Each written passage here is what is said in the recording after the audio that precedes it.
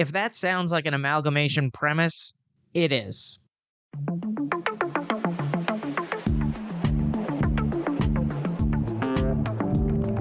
Seen it once, don't remember when. Think it's time to watch it again. Follow, subscribe, stay up to date. Episodes drop the last Friday. It's a Matt, forgot that. It's a Matt, forgot that. It's a Matt, forgot that podcast.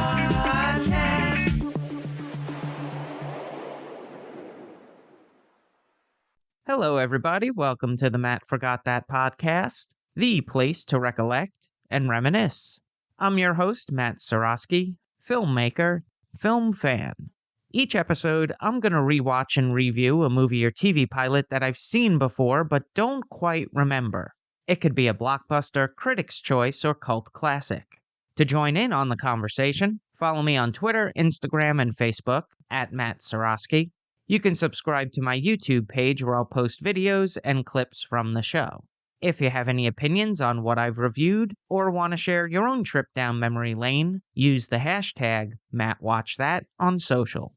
Before we start, Joyce Randolph died on January 13th, 2024 at the age of 99. What a run. She was best known as Trixie, the wife of Ed Norton, and upstairs neighbors to the Cramdens on The Honeymooners. Now, the four main cast members are reunited in the afterlife. It's incredible to think that a show which only lasted one season of 39 episodes has had such a cultural impact.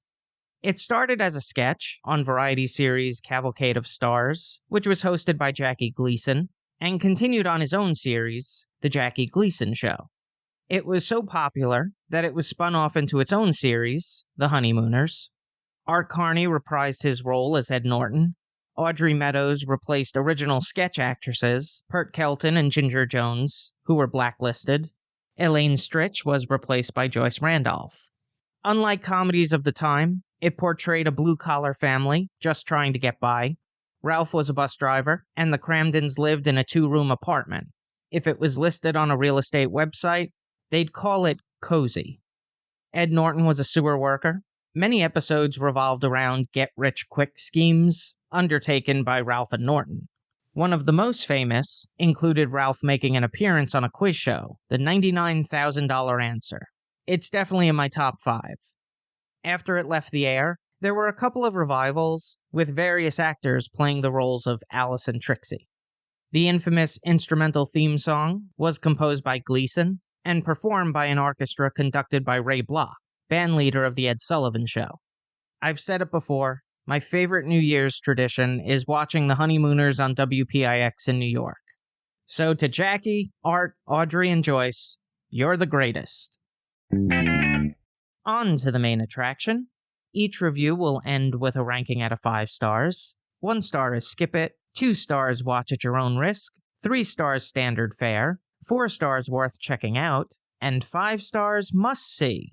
Now, if I give a title 5 stars, it doesn't mean I'm comparing it to Casablanca, Jaws, or Seinfeld. I rank titles based on other movies or TV series in that genre and at that time period.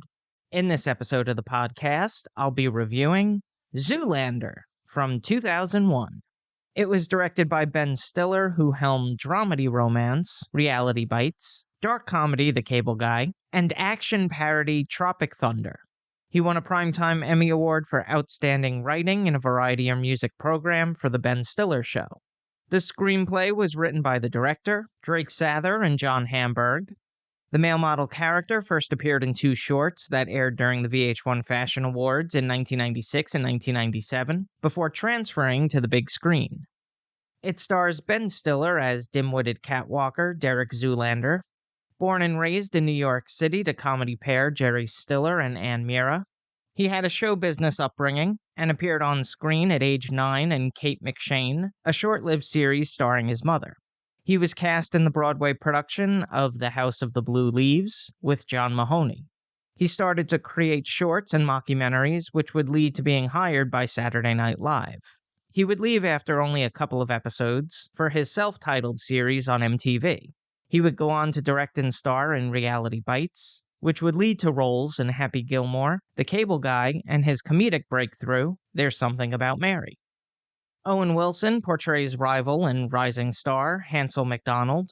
He went to the University of Texas at Austin, where he was roommates with future director and frequent collaborator Wes Anderson. He made his acting debut in the short Bottle Rocket, which would be turned into a feature in 1996. He had supporting parts in The Cable Guy, Anaconda, Armageddon, and Permanent Midnight. His breakthrough would be in Shanghai Noon with Jackie Chan. He would go on to write and star in The Royal Tenenbaums, which was nominated for Best Writing, Screenplay Written Directly for the Screen Academy Award, with Wes Anderson. The friendship between the two leads started after Stiller saw Bottle Rocket and reached out to compliment Wilson on the movie. They've appeared in 14 films together, starting with 1996's The Cable Guy. This is what I remember. Blue Steel, probably the most infamous face posture. The Walk-Off, a chance for Ben Stiller and Owen Wilson to strike a pose. And Mugatu's hair, one of the most distinct looks in Will Ferrell's career. Now I'm heading off to watch the movie.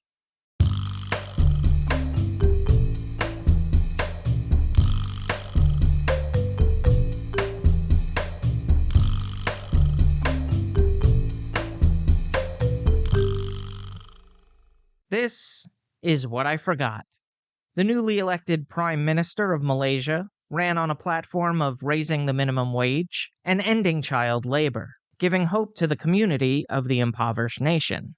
The leaders of the fashion world are unhappy with his election, as they've taken advantage of the cheap sweatshop workers, and these new policies will increase their manufacturing costs. They fear other countries will follow suit, and their industry will go bankrupt within a year. They task fashion designer Jacobin Mugatu with taking the leader out when the Prime Minister visits New York for Fashion Week in 14 days. But he believes it's not enough time to recruit and train an operative. He needs to find a beautiful, self-absorbed simpleton for the job. Meanwhile, Derek Zoolander is a top male model and fashion icon, known for his signature look, Blue Steel. At the VH1 Fashion Awards, he's up for Male Model of the Year, which he's won 3 years in a row. But he has stiff competition in Hansel McDonald, a brash rookie who's gotten the most covers in his first year of modeling. After losing out to Hansel, and the release of an unflattering article in Time magazine, Derek's world shatters, and he questions his life choices. But Mugatu makes him an offer to return to the world of modeling, while brainwashing him to assassinate the Prime Minister. Here's a quote without context. "I've got a prostate the size of a honeydew and a head full of bad memories." Zoolander is a stupid movie, in the best sense of the word. I found myself with a smile on my face throughout. In this type of film, the more outlandish the concept, the funnier it becomes. Yes, on the surface, it's about male models. But there's an All the President's Men type subplot where reporter Matilda Jeffries investigates into Mugatu and eventually uncovers his dastardly plans. There are a couple of scenes like the walk-off that felt like padding the runtime. It didn't elicit enough laughs to justify being in the movie, but without those types of scenes, I'm not sure the film would have been feature-length. There's part of me that wants to vehemently dislike this movie for inspiring a generation of social media influencers to take pictures with the Blue Steel pose or duck lips. There are a lot of celebrity cameos in this movie, from Donald Trump, Paris Hilton, Winona Ryder, to Fabio, Billy Zane, and David Bowie. Now for a little trivial trivia. It was a family affair on set. The movie features Ben Stiller's wife, Christine Taylor, his parents, Jerry Stiller and Ann Mira, his sister, Amy Stiller, and brother-in-law Mitch Winston. Also, Owen Wilson's brother, Andrew Wilson, has a small role as Hansel's corner guy. Zoolander was produced by Scott Rudin, Ben Stiller, and Stuart Kornfeld. It was filmed in and around New York City, Los Angeles, and New Jersey.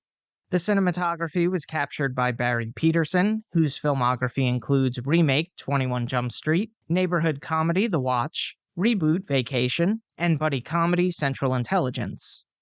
It was edited by Greg Hayden, who worked on family comedy Meet the Parents, spy satire Austin Powers and Goldmember, rom-com Bridget Jones, The Edge of Reason, and dramedy The Secret Life of Walter Mitty. The score was composed by David Arnold, who wrote the music for sci-fi adventure Stargate, Bond films Tomorrow Never Dies, The World Is Not Enough, Die Another Day, Casino Royale, Quantum of Solace, and crime thriller Shaft. The soundtrack featured songs by Frankie Goes to Hollywood, The Crystal Method, Orgy, Loverboy, and The Wallflowers. The runtime is 1 hour 30 minutes. It had a budget of $28 million and grossed $60 million at the box office. A sequel was released in 2016 to less than stellar reviews. An animated television movie, Zoolander Supermodel, was released in the United Kingdom in 2016 and the United States in 2020. On the Ski Index, I give it 3.5 out of 5 stars. It's a step below Anchorman and Dodgeball. I probably like a couple of Sandler movies over it, but it's decent for another watch if it's on TV. If you've seen Zoolander and have opinions on the movie, let me know what you think using the hashtag #MattForgotThat.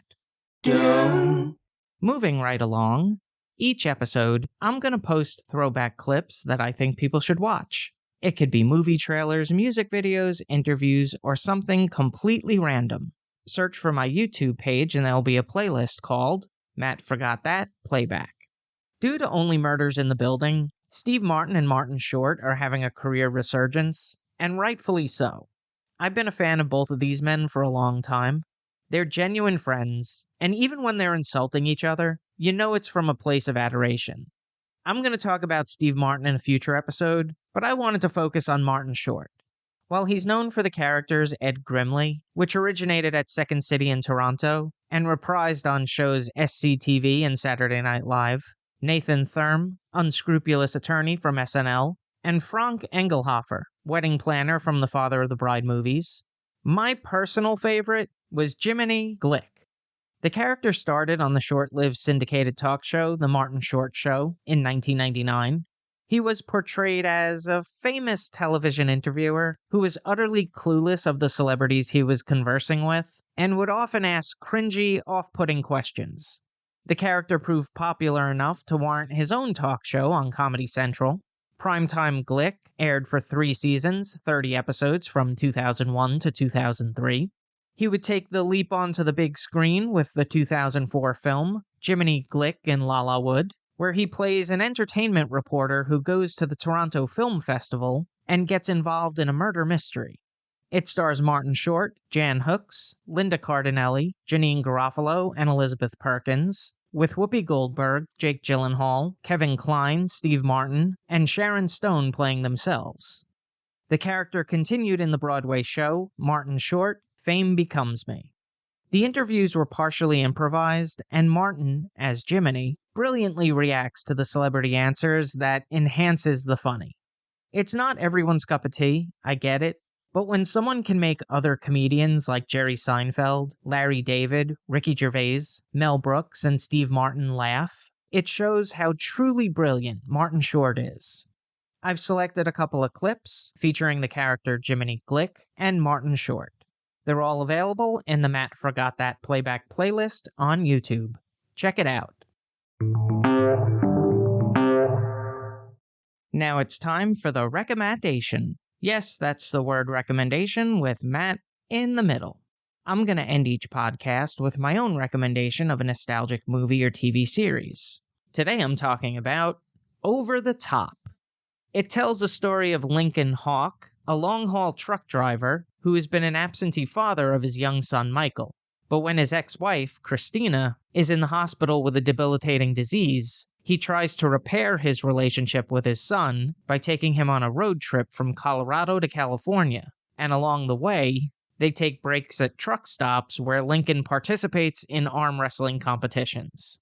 If that sounds like an amalgamation premise, it is. The movie is in a genre all by itself. Father-son, truck-driving, arm-wrestling drama.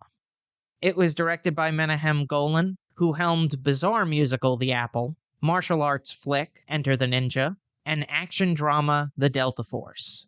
He and his cousin Yoram Globus were co-owners of the Cannon Group, best known for B-action movies starring Chuck Norris, Jean-Claude Van Damme, Charles Bronson, and Michael Dudikoff. They reigned over the most successful period in the company's history, and at one point, they held the rights to Death Wish, Masters of the Universe, Superman, Captain America, and Spider-Man. The screenplay was co-written by Sterling Silliphant and Sylvester Stallone, based on a story by Gary Conway and David Engelbach. It stars the aforementioned Sylvester Stallone, David Mendenhall, and Robert Loggia. It also features Suzanne Blakely, Rick Zumwalt, Chris McCarty, Jimmy Keegan, and wrestlers Terry Funk and Scott Norton. The score was composed by Giorgio Moroder, who wrote the music for Midnight Express, American Gigolo, Flashdance, and The Never-Ending Story. The soundtrack features the songs Winner Takes It All by Sammy Hagar, I Will Be Strong by Eddie Money, and it wouldn't be an 80s soundtrack without Kenny Loggins, who performs Meet Me Halfway. It's probably one of his lesser-known songs, but compared to massive hits, I'm All Right from Caddyshack, Footloose from, Footloose, and Danger Zone from Top Gun, everything else is gonna look small. I don't know how it happened, but I rediscovered this movie, and it's really pretty good. It came at a very interesting point in Sylvester Stallone's career, because at that time he was known for very violent movies, with Rambo, Cobra, you name it. So this one showed a different side, a softer side of Sly. Now, judging by the concept, it totally shouldn't work as a movie, but for some reason, it just does. And even though it's a bit far-fetched, it does remind me of a more recent movie, Real Steel with Hugh Jackman. Very similar concept. And not surprisingly, I like them both. There are moments that give you the feels, and others that give you the cringe. So I think it's worth the watch. Let me know what you think. Hit me up on social media using the hashtag MattForgotThat, and let me know your thoughts on the film. That's all for this edition of Matt Forgot That. Thanks for listening to me reminisce. You can follow me on Twitter, Instagram, and Facebook at Matt Seroski. You can subscribe to my YouTube page where I'll post videos and clips from the show. If you have any opinions on what I've reviewed, or want to share your own trip down memory lane, use the hashtag MattForgotThat on social. Head over to mattseroski.com for all the latest news and updates, and come back next time for the rewatch and review.